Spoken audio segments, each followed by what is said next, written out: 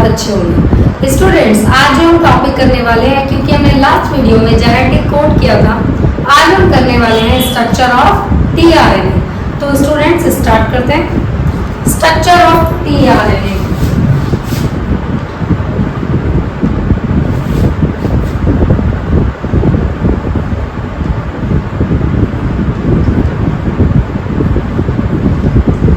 Soluble RNA भी कहते हैं। क्यों कहते हैं soluble RNA? Because it is present in cytoplasm.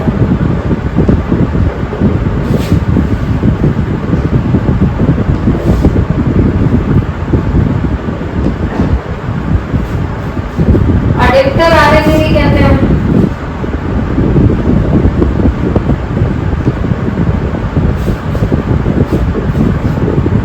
Because it carry amino acids.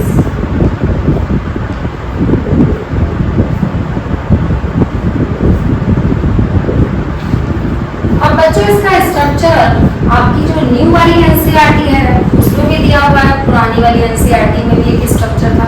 हम दोनों से बात करेंगे। तो पुरानी वाली एनसीईआरटी का जो स्ट्रक्चर था वो देखेंगे और मैं आपको दोनों से समझाऊंगी। और यहाँ पर 3D structure of new NCERT.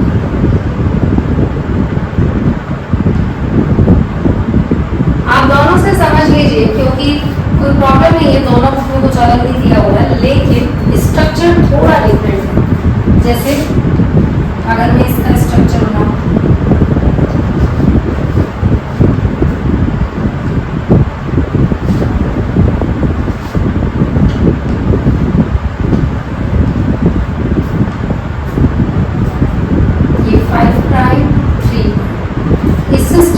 बोलते हैं clover leaf structure, also called clover. Clover समझते हैं, लॉन्ग। क्लोवर लीफ स्ट्रक्चर भी बोलते हैं।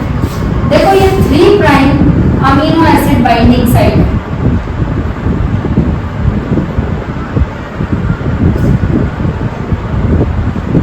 वहीं पे ये वाली जो आर्म है ये आपकी है राइबोसोमल बाइंडिंग साइट।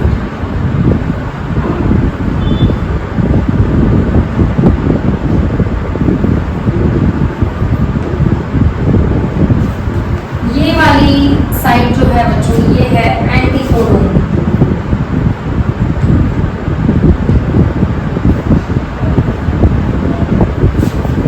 और ये जो आपकी आर्म है ये वेरिएबल आर्म है।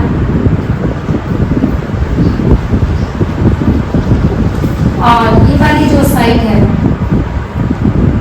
अमीनो एसाइड सिंथेटेज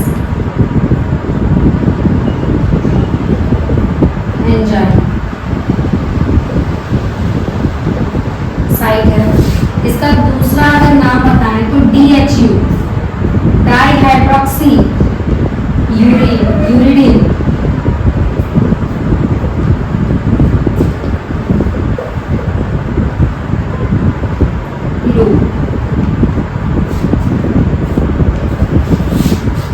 इसको लूप कर लीजिए। साइट या लूप आप कुछ भी लिख सकते हैं, पर यहाँ स्ट्रक्चर में लूप कर लीजिए, ठीक है। एंटीकोडोन लूप एनसीईआरटी में लिखा हुआ है, क्योंकि एनसीईआरटी ही जो कह रही है वही सही है।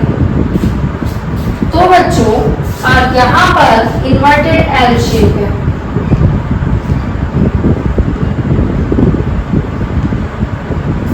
चलिए ये भी देख लेते हैं कि कैसे बनाया हुआ है।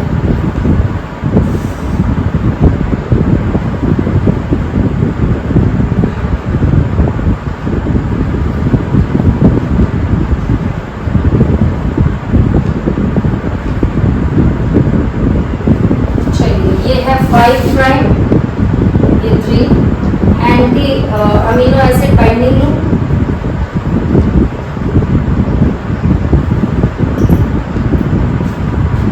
यहाँ पर आपका राइबोसोमल,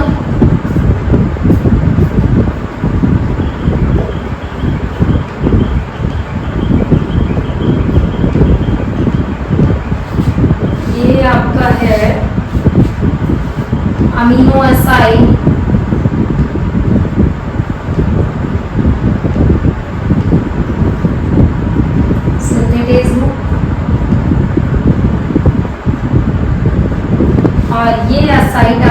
एंटीकोडोनल लूप। तो आप देख पा रहे हैं बच्चों, न्यू एनसीईआरटी और ओल्ड एनसीईआरटी में स्ट्रक्चर में क्या डिफरेंस है। नेम सेम है, डिफरेंस स्ट्रक्चर में एक इन्वर्टेड एल को शो कर रहा है, एक आपका क्लोवर लीफ लाइक स्ट्रक्चर को शो कर रहा है। तो अब हम जरा इसके क्वेश्चंस देखें कि क्वेश्चंस कैसे आते हैं। देखो बच्चों, सबसे पहले तो ये एंटीकोडोन है, तो देखो कैसे, ये आप मान लीजिए mRNA और mRNA के स्टार्टिंग कोडोन कौन सा है, अभी भी मैंने आपको बताया AUG। अब AUG तो यहाँ एंटीकोडोन क्या बनेगा, U वाले के साथ क्या बनेगा, A के लिए U, U के लिए A और G के लिए C।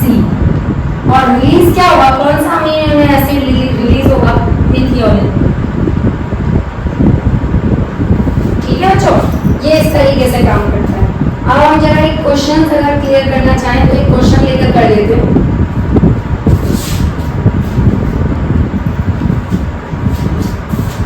कर लीजिए बच्चों, से आप देख लीजिए।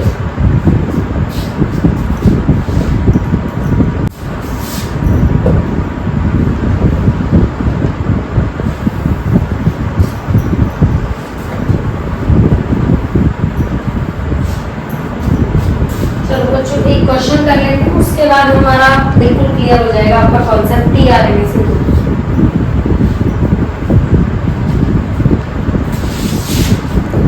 एक डीएनए है, उसका सीक्वेंस दे रखा है आपको, ये है ATT। तो आपसे पूछ रहा है what will be the anticodonal loop triplet. तो उसके लिए आपको एंटीकोडोनल ट्रिपलेट निकालने के लिए सबसे पहले आप लेकर आइए बच्चों mRNA के लिए क्या बन जाएगा, ये UAA। वहीं पे आप tRNA के लिए बात करें तो क्या सीक्वेंस बनेगा, tRNA के लिए AUU। तो ये आपका आंसर होना चाहिए। डीएनए का सीक्वेंस ये दे रखा है, तो पहले आप mRNA की बात करेंगे और वहीं mRNA का आपको एंटीकोडोन बनाना है tRNA पे AUU।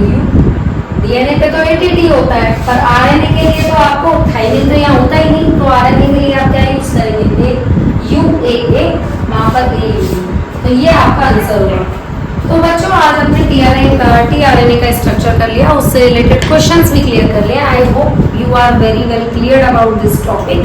क्लोवर लीफ स्ट्रक्चर और इन्वर्टेड एल दोनों एनसीईआरटीज जो हैं पुरानी और न्यू, आप दोनों से पढ़ सकते हैं, ऐसा कोई इशू नहीं है। क्योंकि न्यू एनसीईआरटी में बच्चों काफ़ी टॉपिक्स जो हैं वो ज़्यादा कट कर दिए हैं और पुरानी एनसीईआरटी में एक्सप्लेनेशन है। तो वर्ड्स दिए हुए हैं न्यू एनसीईआरटी में, पर एक्सप्लेनेशन नहीं है, इसलिए मैंने आपको दोनों को कंबाइन करके बता दिया। तो बच्चों चैनल को लाइक शेयर सब्सक्राइब करते रहिए, पढ़ाई करते रहिए, स्वस्थ रहिए। थैंक यू बच्चों।